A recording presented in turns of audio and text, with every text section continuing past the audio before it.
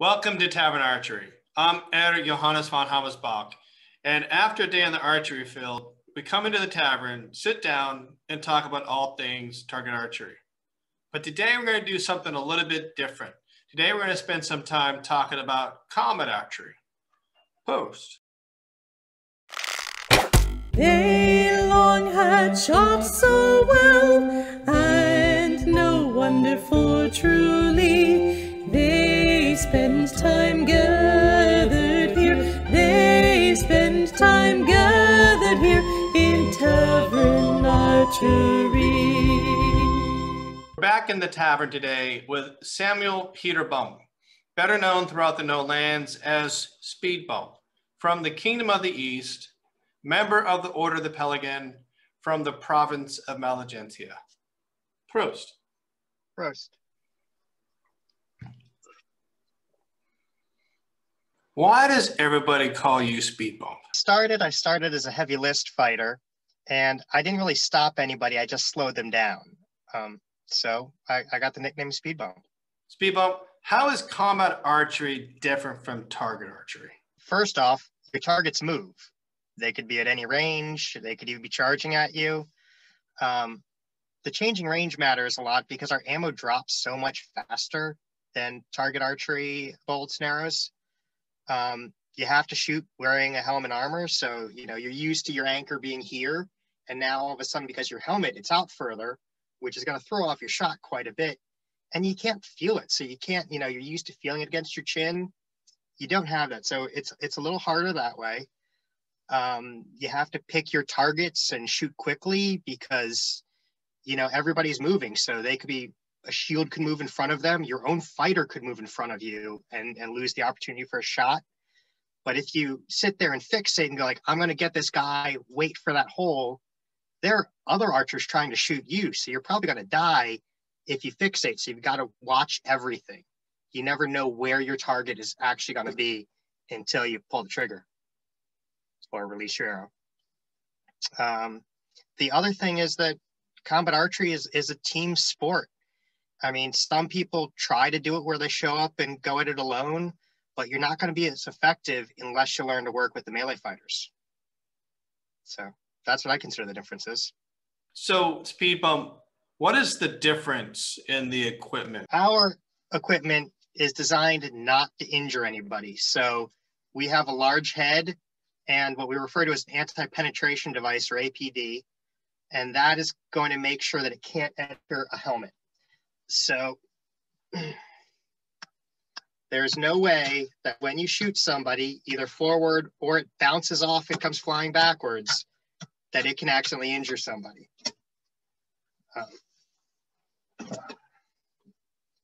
But other than that, every kingdom has different rules. So although the UHMW is what I shoot, it's not legal in all kingdoms. So really kind of have to cover this in really general terms. So you need to keep our targets safe. We have two basic types of ammo. We have anything shafted and then tubular. So the tubes are nice because there's no way any of this could enter into your grill. So most kingdoms allow the archer to inspect this on the field and reshoot it. While unfortunately, as soon as any type of shafted ammo hits the ground, it is done for until the marshals re-inspect it, which may not be until the end of the day for the next day's fighting. Because of that, you'll see a lot of archers that own 100, 200 pieces of ammo. Our bows have a maximum poundage. For shooting the shafted ammo, we can only use a 35-pound bow or less. To shoot the tubular ammo, you can use a 50-pound bow or less. Our crossbows, they kind of use a formula to try and make it balanced. So we take the length of draw or the travel of the string times the weight. So a 600-pound inch-pound crossbow is a light crossbow, and a 1,000 inch-pound crossbow is a heavy crossbow, or equivalent to a 50-pound bow. People like different types of ammo for different reasons. Some people like the tubes because you might do just fine in a battle with 2 dozen and picking up the ones that come in at you, shoot them back. But the shafted ammo, I think, flies a little better. So I can, try and plant this in somebody's face and actually make it, while the tubes tend to have a little more scatter and are a lot harder to make tight groupings. Do combat archers wear any type of armor? We have to wear the same minimum armor as a heavy list fighter, except for we're allowed to wear what they refer to as archer gauntlets, which are effectively what the heavy list community knows as a demi-gauntlet. So our thumb is protected, the back of the hand, but our fingers have more mobility. But other than that, I mean, this is the same heavy list helm that I would wear for melee that I use for combat archery. The SCA used to allow lightly armored combat archers, but hasn't for the 10 years that I've been, 15 years since I've been doing it. Talk to us about how combat archery supports the heavy fighters in a basic melee. So in a battle that allows combat archery, our archers are normally tasked by our commanders with taking out targets that are most likely to turn the tide for our side. We remove problems from a distance. Normally we're tasked with targeting the other combat archers, anyone giving commands, and highly effective melee fighters. Luckily, the most effective fighters normally advertise this fact by wearing a white belt. It can be hard for us to get around a shield, but we're highly effective against spears and polearms. Because of our limited ammo and how hard it is to get a kill shot on a shield, I personally only target shields when they're really fouling our plans or they happen to leave themselves open to me. I know that melee fighters hate getting shot by archers, but it is a show that we feel that you are the greatest threat in front of us and it is worth our ammo to take you down. The other thing that combat archers can really do to help our side is, since we're always looking around, looking for targets, we also end up spotting flanking maneuvers or anything else that we need to warn our team about. How is combat archery marshalling different from target archery marshalling? I'd say the biggest difference is you don't normally get shot when you're a target marshal. It definitely accidentally happens when you're field marshaling. Besides that, so we normally get 2 routes to become a marshal. Either you start as a combat archer and become a combat archery marshal, or you start as a heavy list marshal, often with no combat archery experience, and become a combat archery marshal because you want to encourage combat archers in your area. The inspections of our equipment, very similar to target archery marshaling, except we have to touch every single piece of ammo because we want to make sure that there's no way anybody's going to get injured. Our bow inspections are pretty much the same. We do allow a little more to go past. Like on a crossbow, you can have a floating string to an extent. We allow a little bit of twist in our bows because, let's face it, I mean, this thing's going to get hit in combat.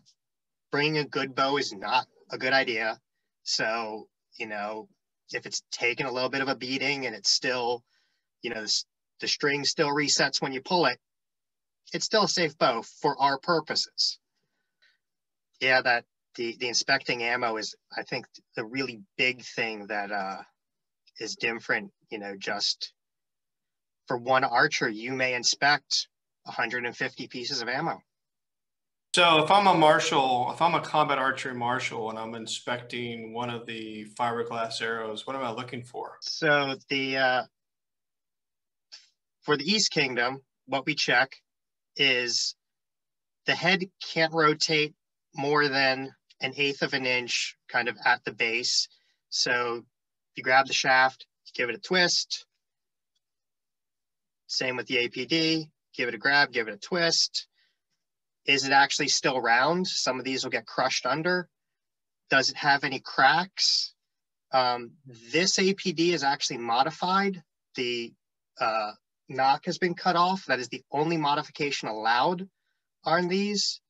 Normally when you buy them, it will have the archers for the hand bow, you know, a knock built into it.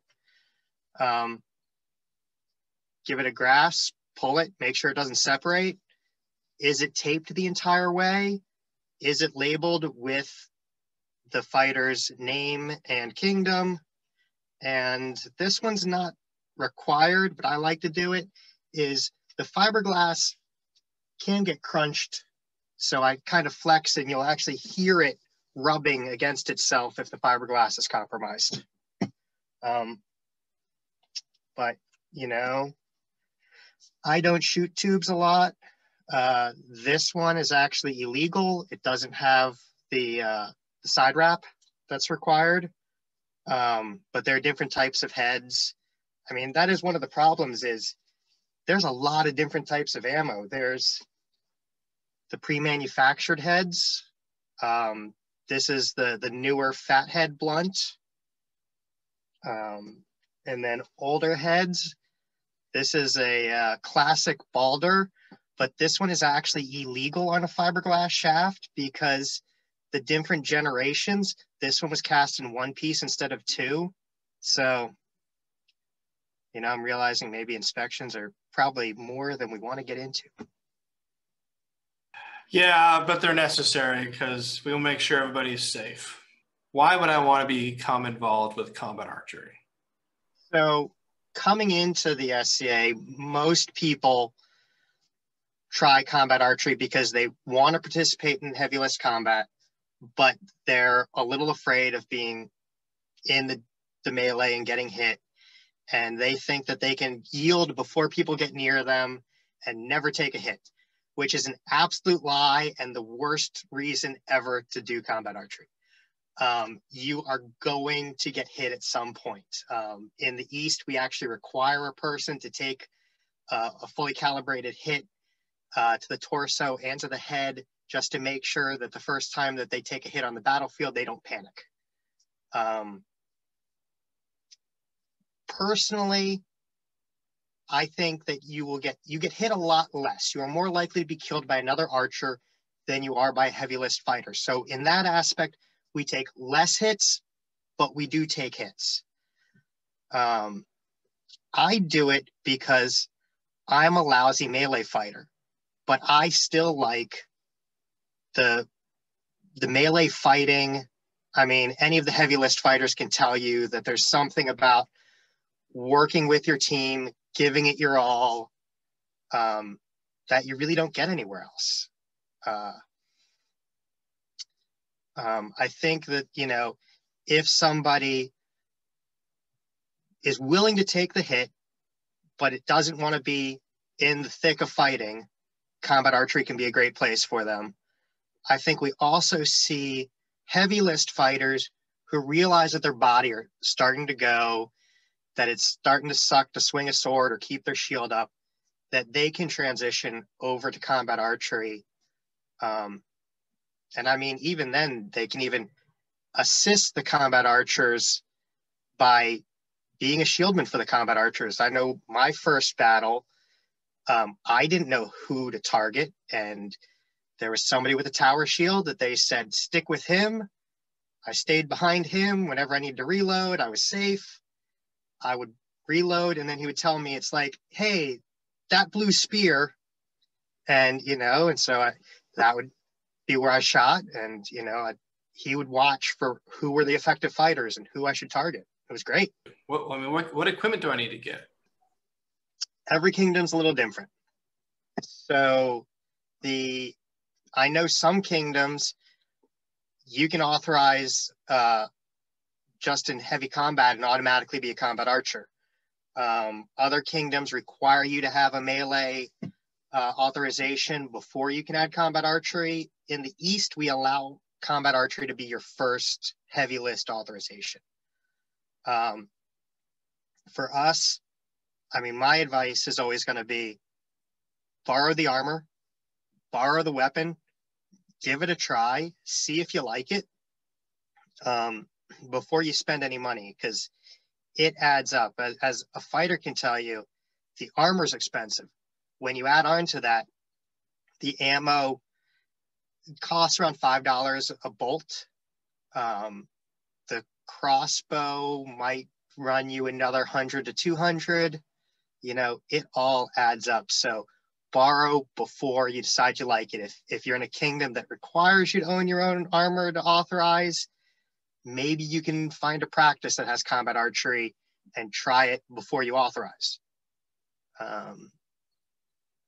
If you don't know any combat archers in your area, go on to the web, look for your kingdom's combat archery marshal. Probably is going to fall under your deputy earl marshal for combat archery is technically what ours is called. But try there. If you're on Facebook, there's an SCA Combat Archery Facebook group, and tell us which kingdom you're from, and there'll probably be somebody there that can help you with advice for what your kingdom requires to authorize. Because every kingdom's a little different, in general, the idea of any heavy list authorization is, are you a danger to yourself or others? The problem is with combat archery, you can be a danger to somebody 200, 300 feet away from you. So we need to be really careful about who gets a combat archery authorization. Yes, you need to know the rules. Me personally, the memorization of rules isn't as important as how you act on the battlefield. So I'm going to always put somebody in a situation where the only right thing to do is to not take the shot.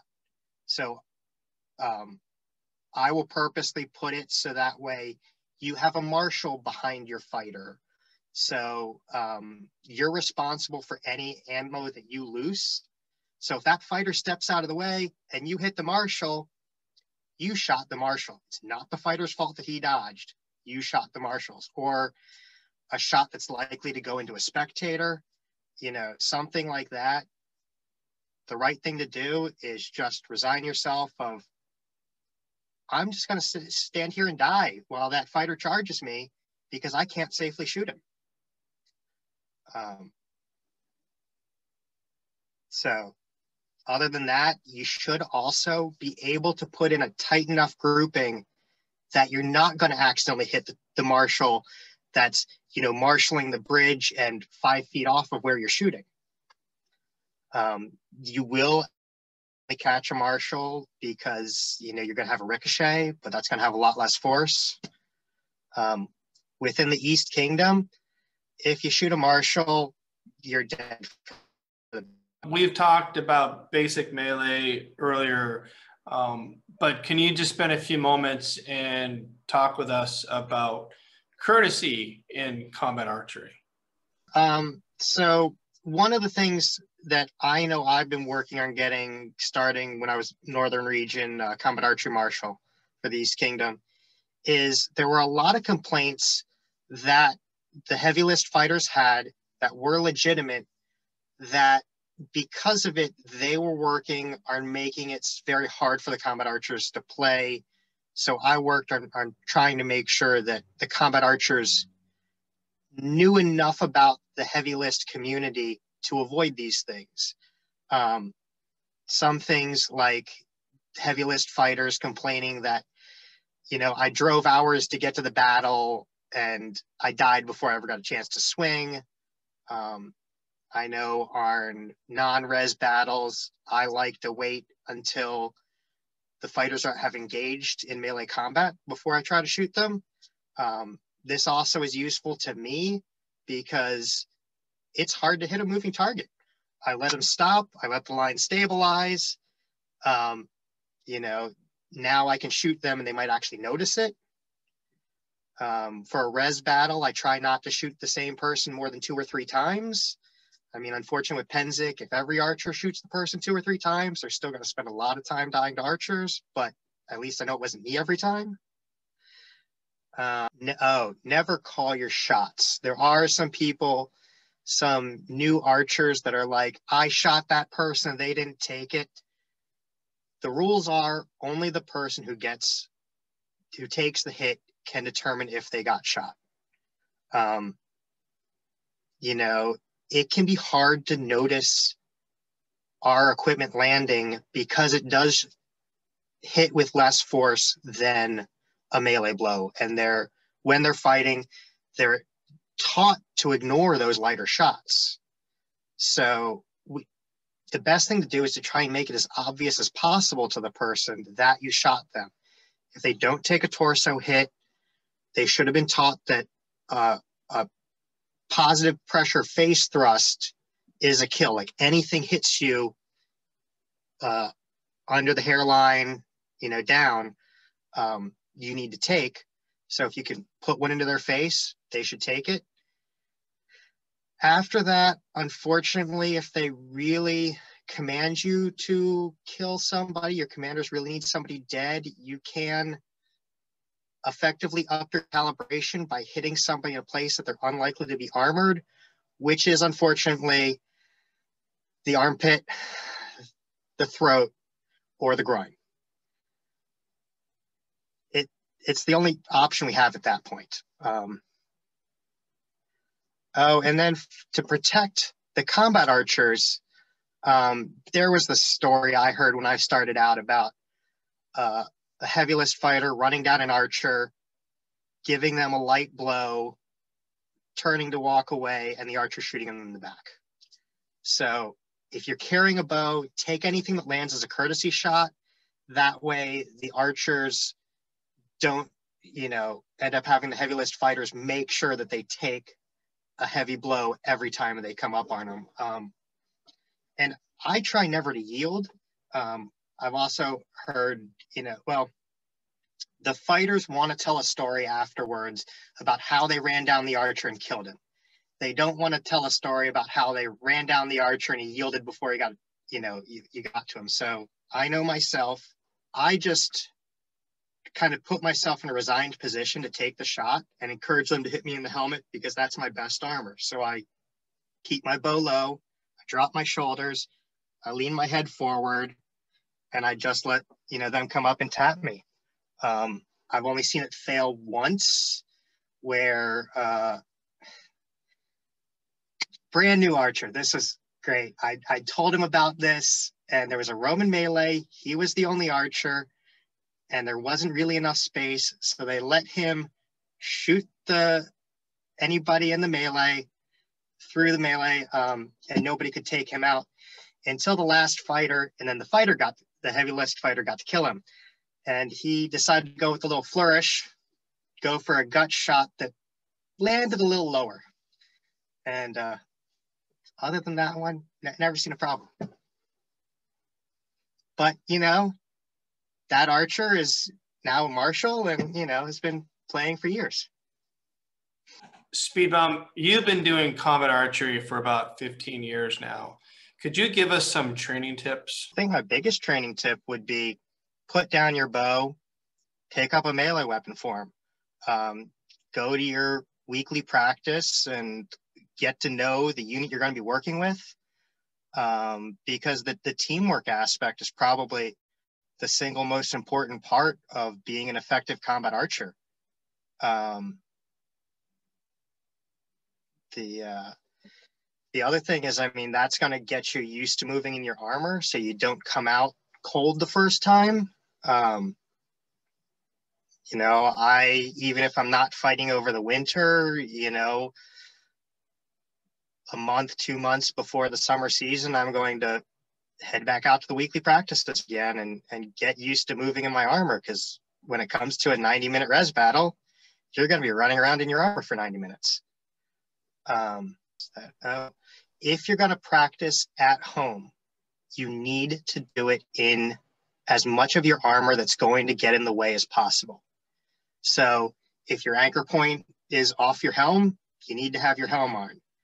You know, if your gloves might accidentally catch your arrow as it's leaving your bow, you need to have your glove on to learn that maybe you need to drop your hand a little lower on your bow than you would otherwise. I would tend to say that at minimum you need on your gloves and your helm. For me, I anchor off my torso, so I need my torso on also. Do you think there's anything that the heavy list community should know about combat archery? Well, first off, combat archers are really good at removing problems from a distance. If you have a spear god that no one can get near, sneak a combat archer behind the shields and give us a shot at the problem.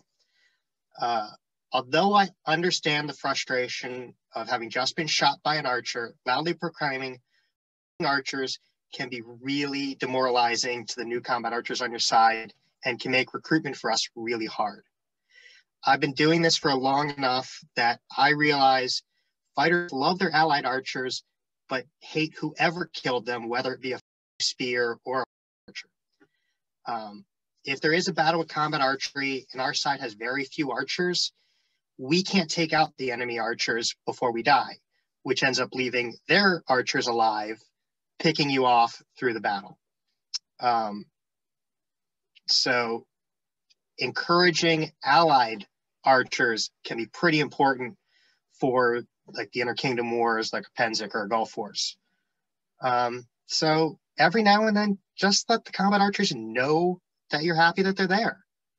There are some people who say that combat archery is too powerful. Combat archery is only as powerful as it is because standard SCA tactics let it be. The standard lineup of putting all your spears in the front, the spears are the single easiest target for a combat archer. So when you line them up with no shields for protection, we can take them out. I remember a battle where they put 3 spears in the front row and we only had 2 archers, so 1 per side, and I just would shoot the spear in the center, dead, replaced with another spear. And I shot 5 spears in a row before their commander sent a shield up instead. And, you know, he could protect the other 2 spears, and all of a sudden I was shot down. So you just have to accept that you need to involve your shields a little more when there's combat archery out there.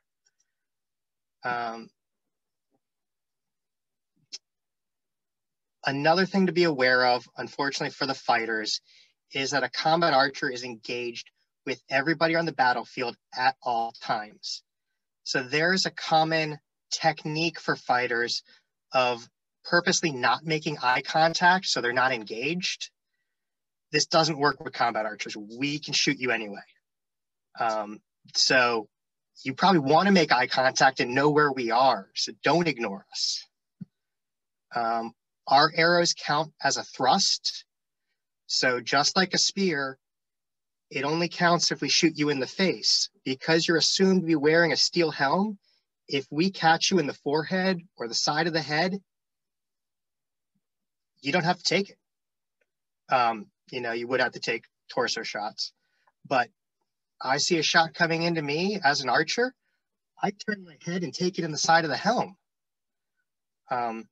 And there's no reason that the heavy list, that the melee fighters aren't doing that also. I wish there was a universal signal for don't take that shot, because half the times I try to signal to a fighter that's like, don't take that shot, and they're like, yeah, okay, you shot me in the head. It's like, no, I was trying to tell you it skimmed. Don't take it, it was high. So that's unfortunate. So please know, if I hit you in the head, if I hit you in the side of the head, don't take it. And it's absolutely legal not to take it.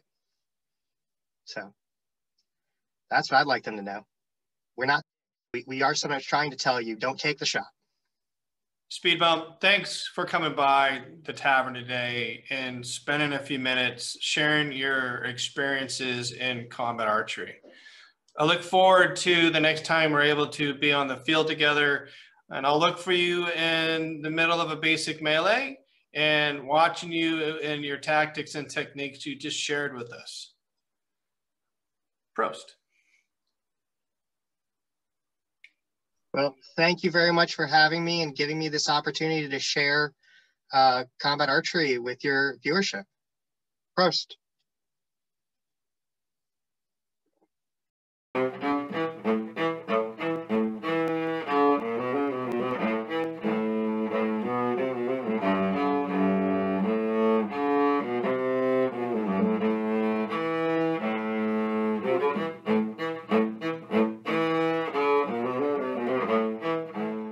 Did you appreciate my I doppelganger? liked the head.